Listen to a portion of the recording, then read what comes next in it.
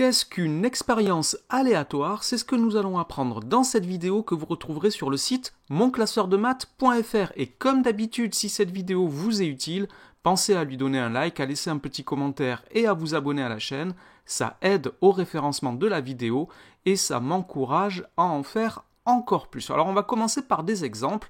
Le premier exemple d'expérience, c'est celui-ci. Lorsqu'on lance un dé, on sait quels résultats sont possibles. Si je lance un dé à 6 faces, je sais que je pourrais obtenir un 1, un 2, un 3, un 4, un 5 ou un 6, mais on ne sait pas à l'avance quel résultat on va obtenir. Le résultat, c'est le fruit du hasard. De la même façon, si je joue à pile ou face avec une pièce, je sais que je peux obtenir soit pile, soit face, mais je ne sais pas à l'avance sur quel résultat la pièce va tomber, si elle va tomber sur pile ou sur face.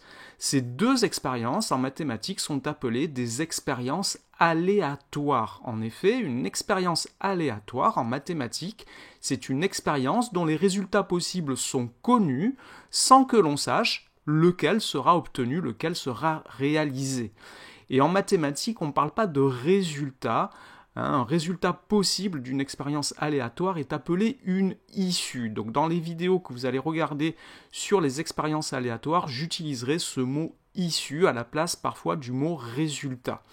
Et puis il y a quelque chose d'important avec les expériences aléatoires, c'est qu'on doit pouvoir la refaire. Une expérience aléatoire doit pouvoir être reproduite. C'est bien le cas quand je lance un dé, je peux reprendre mon dé et le relancer à nouveau, et pareil avec la pièce. Alors on va prendre d'autres exemples. L'exemple suivant, c'est celui-ci. J'ai un sac avec des boules de couleur dedans. Eh bien, si je tire au hasard sans regarder une boule dans ce sac et que je note la couleur, c'est une expérience aléatoire. Il y a deux issues possibles, soit la boule est bleue, soit la boule est rouge, puisque c'est la couleur que je regarde, mais je ne sais pas à l'avance quelle couleur je vais piocher dans le sac.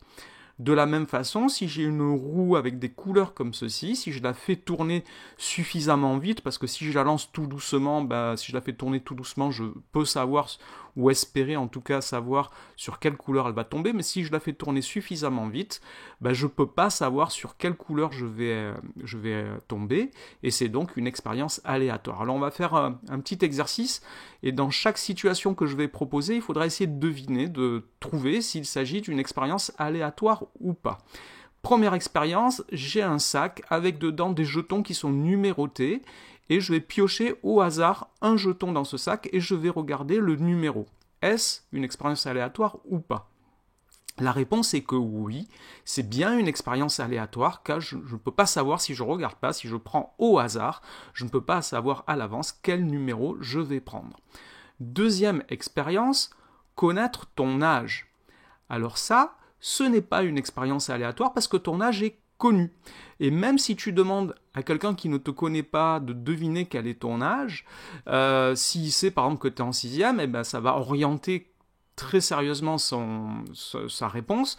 Il va dire que tu as 11 ans ou 12 ans, ou même à ton apparence, on va pouvoir deviner ton âge. En tout cas, ce n'est pas une expérience aléatoire parce que ton âge est connu.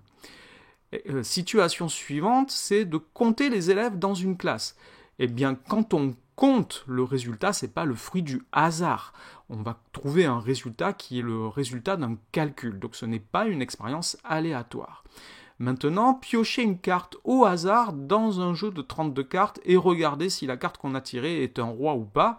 Eh bien, il y a le mot hasard ici, on ne regarde pas quelle carte on pioche, donc oui, c'est une expérience aléatoire, car on ne peut pas savoir à l'avance quelle carte on va piocher. Voilà donc pour aborder cette notion d'expérience aléatoire et ce qu'il faut savoir dessus. Cette vidéo est maintenant terminée, vous la retrouverez sur le site monclasseurdemaths.fr.